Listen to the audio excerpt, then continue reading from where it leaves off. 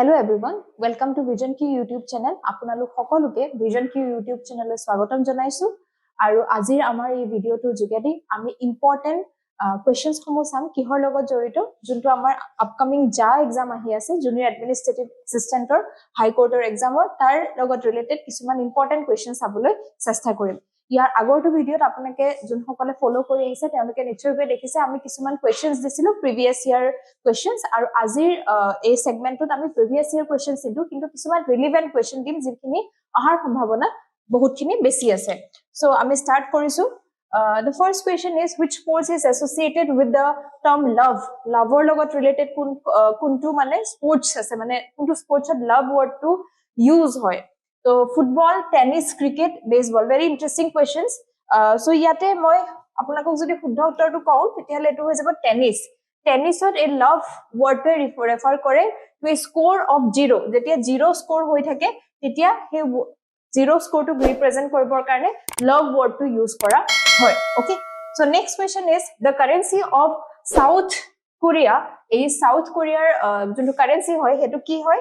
won baht dong peso so ya bitor amar shuddha uttor tu hoy jabo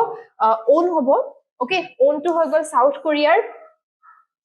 currency baht jodi sa etu Thailander hoy then dong it is in from Vietnam etu previous year questions hudisile last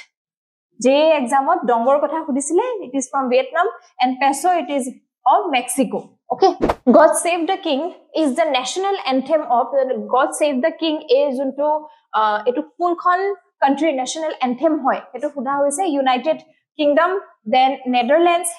Sweden then Belgium to apalake jodi yar bitorat sai tetiale shuddha uttor tu yar ki hoy jabo yar shuddha uttor hobo United Kingdom or hoy Netherlander jodi sound anthem tetiala national anthem Wilmas buli koa hoy Sweden or du gamla du fria etu national anthem hoy so a national anthem or upor to previous year questions aha dekha goise gotike definitely apalake ebilakor upor to sabo lagibo next question to ahiso the parliament of Japan is called as Diet Knesset Sesam Majlis so parliament or upor to question aise je belek country parliament or naam khudhe to apalake jodi sai Japanor parliament ki hoy Japanor parliament ki hobo Diet okay the right answer is Diet is the parliament of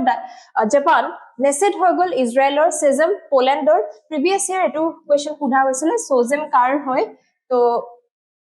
previous year questions hoy gol Sesam Poland or hoy Majlis Saudi Arabia okay so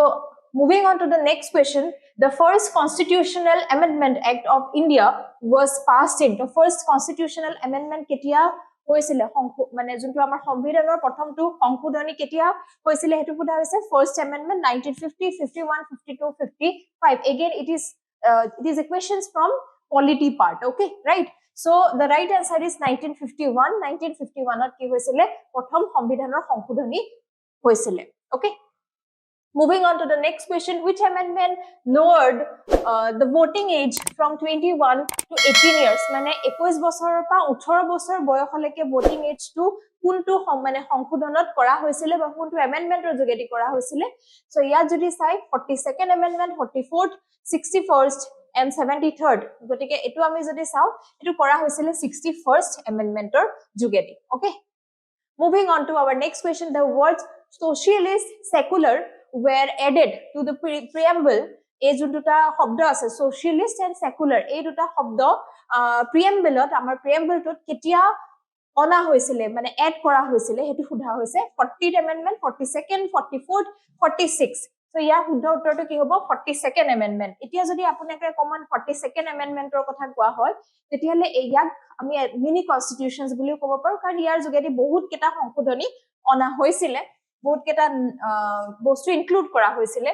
42nd amendment of the Indian constitutions enacted in 1976 etu monot rakhibo is famously known as mini constitutions due to the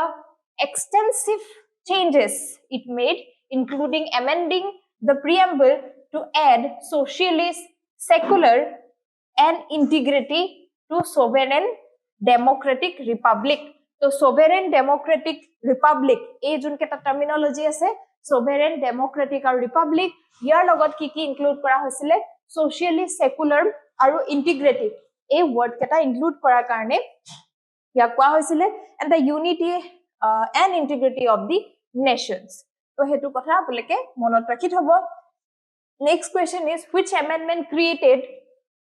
the National Judicial Appointment Commissions NJSC কথা সোধা হৈছে যেহেতুকে হাই কোৰ্টৰ লগত হাই কোৰ্টৰ exam হয় গতিকে এটো বহুতে important যে আপোনালোকে এই বস্তুবিলাক যাতে মনত কৰি থয় because NJSC is very important terminology for high court exam specifically so আমি যদি এটো চাও 98 amendment 99th amendment 100th amendment and 101 amendment কোনটো হয় ইয়াত সোধা হৈছে সো ন্যাশনাল জুডিশিয়াল এপয়েন্টমেন্ট যোনটো কমিশন হয় বা এটো কমিটি হয় এটো কি কৰা হৈছিল বেসিক্যালি ইয়াতে এটো কৰা হৈছিল যে যিসকল সুপ্ৰিম কোৰ্ট বা হাই কোৰ্টৰ জাজ আছে তেওঁলোকৰ এপয়েন্টমেন্টৰ লগত ৰিলেটেড কিছুমান সংশোধনী কৰা হৈছিল আৰু হেতু কেতিয়া অনা হৈছিল 99th amendmentৰ থ্ৰু দি তো এটো যদি চাই it was proposed constitutional body in India established in the 99th Constitutional Amendment Act of 2014 to reform the process of appointing the judges to the higher judiciary. The higher judiciary keneko judge নিৰ্বাচিত হ'ব তাৰ ওপৰত এটো আছিল basically বৰ্তমান সময়ত দেখা যায় যে জুডিশিয়াল যিসকল জাজেস আছে তেওঁলোকক বেসিক্যালি কলেজিয়াম সিস্টেমৰ থ্ৰু দি তেওঁলোকক এপয়েন্ট কৰা হয় আৰু কলেজিয়াম সিস্টেমত যিসকল জাজ সিনিয়ৰ মোষ্ট জাজ আছে তেওঁলোকে থাকে আৰু তেওঁলোকে বেসিক্যালি এপয়েন্ট কৰে তো there are some system called collegium system আমি আগন্তুক সময়ত কলেজিয়াম সিস্টেমৰ বিষয়ে অলপমান ভালকৈ ষ্টাডি কৰিম কিন্তু এতিয়া বৰ্তমানৰ কাৰণে আপোনালোকে জানি থক যে এটা কলেজিয়াম সিস্টেম বুলি সিস্টেম থাকে আৰু তাৰ ভিতৰত কি হয় বিভিন্ন ধৰণৰ যিসকল সুপ্ৰিম কোৰ্টৰ জাজ থাকে বা হাই কোৰ্টৰ হলে হাই কোৰ্টৰ জাজ থাকে তেওঁলোক সিনিয়ৰ মোষ্ট জাজ সকলে একেলগে মিলি কিছুমান ডিসিশন লয় যে নেক্সট জাজ কাক এপয়েন্ট কৰিব গতিকে ইয়াৰ ক্ষেত্ৰত দেখা যায় যে জাজে জাজক কি কৰে এপয়েন্ট কৰে কিন্তু ন্যাশনাল জুডিশিয়াল যোনটো এপয়েন্টমেন্ট কমিটি আছে তাতে জাজৰ উপৰিও কি কৰা হৈছিল আমাৰ যোনটো এক্সিকিউটিভ আৰু লেজিসলেটিভ বডিৰ পৰাও কিছুমান মেম্বাৰ লোৱা হৈছিল যেনেকৈ ধৰক মা মিনিষ্টাৰ পদত আছে তো প্ৰাইম মিনিষ্টাৰক ইনক্লুড কৰিব বা মেম্বাৰ অফ অপজিশন লোকসভা তেওঁলোকক ইনক্লুড কৰি এখন কমিটি বনাবৰ সেই কমিটিয়ে এলং উইথ দ্য জাজেস তেওঁলোকে কি কৰিব ডিসাইড কৰিব যে নেক্সট জাজ কোন হ'ব গতিকে হেতু ক্ষেত্ৰত কি হৈছে যে যেটো আমাৰ সেপাৰেশনস অফ পাৱাৰ হি সেপাৰেশনস অফ পাৱাৰটো নাথাকে মানে লেজিসলেটিভ এক্সিকিউটিভ আৰু জুডিশিয়াৰি সেপাৰেট হৈ কাম কৰিব লগা যোনটো ক্ৰাইটেৰিয়া আছে হেতু মেচ নহয় আৰু সেই মতে কি হয় ইটোৱে ইয়াতে জাজৰ এপয়েন্টমেন্টত আলটিমেটলি জাজেও এপয়েন্ট কৰি আছে আৰু তাৰ লগতে কি কৰে মিনিষ্টাৰো তাতে ইনক্লুড হৈ আছে এপয়েন্টমেন্ট কমিটিত তো এনেকুৱা ধৰণৰ ইয়াতে এপয়েন্টমেন্ট কমিটি বনোৱা হৈছিল যেটো আমি ন্যাশনাল জুডিশিয়াল এপয়েন্টমেন্ট কমিটি বুলি কওঁ কিন্তু লেটাৰ অন তাৰ ওপৰত বহুতো কোৱেশ্চনছ এৰাইজ হ'ল আৰু 2015ত কি কৰা হ'ল ইয়াক কমপ্লিটলি মানে এটা unconstitutional বুলি ডিক্লেয়াৰ কৰা হ'ল 2015ত কাৰণ there are some reason because বহুত বেছি জুডিশিয়াৰি ওপৰত যদি এক্সিকিউটিভ আৰু লেজিসলেটিভৰ বহুত ইন্টাৰফাৰেন্স আহে তেতিয়া অলপ প্ৰবলেমেটিক সিনাৰিও হ'ব পাৰে বুলি ইয়াক আনকনস্টিটিউশনাল ডিক্লেয়াৰ কৰা হৈছিল next question the GST was introduced by which constitutional amendment GST কোন constitutional amendmentত introduce কৰা হৈছিল 97th amendment 100th amendment 101st amendment and 103rd amendment তো GST কোনটো হ'ব GST যদি চাই 101st amendmentত next question the theory of everything was written by the theory of everything আছে কোনে লিখিছে এটো খুদিছে Stephen Hawking Richard ডাউকিন্স Carl Sagan Brian green তো এইখন যদি আমি চাও the theory of everything is basically written by whom Stephen Hawking so আপোনালোকে যদি চাই আগৰ PYQজটো আমি দেখিছো যে যেবিলাক আমাৰ foreign writers or book tar oporto bahut questions pudha dekha jay next questions the Nobel Pride and Prejudice is written by Pride and Prejudice kuna likhise Emily Bronte Jane Austen Virginia Woolf and George Eliot to yar shuddha to hobo Jane Austen e likhisile right next question who wrote the book the brief history of time ek kitabkhon kune likhise Albert Einstein Stephen Hawking, Neil deGrasse Tyson, Isaac Asimov. তো ইয়াৰ শুদ্ধ উত্তৰটো কি হৈ যাব again Stephen Hawking এ এখন কিতাপ লিখিছিলে Next question The International Booker Prize is awarded for which category? International Booker Prize to kuntu category dia hoy hetu khuda hoise best debut novel, best translated fictions, lifetime achievement in literature, fictions written in English. So ইয়াৰ ভিতৰত আমাৰ শুদ্ধ উত্তৰটো কি হ'ব? Booker প্ৰাইজৰ কথা কোৱা হৈছে। Booker prize কিহৰ ক্যাটাগৰী দিয়া হয়? Best translated fictions. যদি আমি চাও ইয়াতে কিহৰ ওপৰত? ট্ৰান্সলেশনস ফিকশনসৰ ওপৰত, ট্ৰান্সলেটেড ফিকশনসৰ ওপৰত ইয়াক দিয়া হয়। Okay, so International Booker Prize, formerly known as Man Booker International Prize, is an international literary award hosted in the United Kingdom. So basically apolake ei bostu tu monot rakhibo laibo de kune host korisile initially. So it is by United Kingdom, was announced in June 2004. Again 2004 ot yet announced kora hoisile. The 2025 International Booker Prize was awarded to Banu Mustak for her short story collections 𝗪𝗶𝘁𝗵. Again very important. 2025 or Booker Prize kune paisile? Banu Mustak. Kiu kunkhon short story karone? 𝗪𝗶𝘁𝗵 or karone paisile. Okay, next question. The International Booker Prize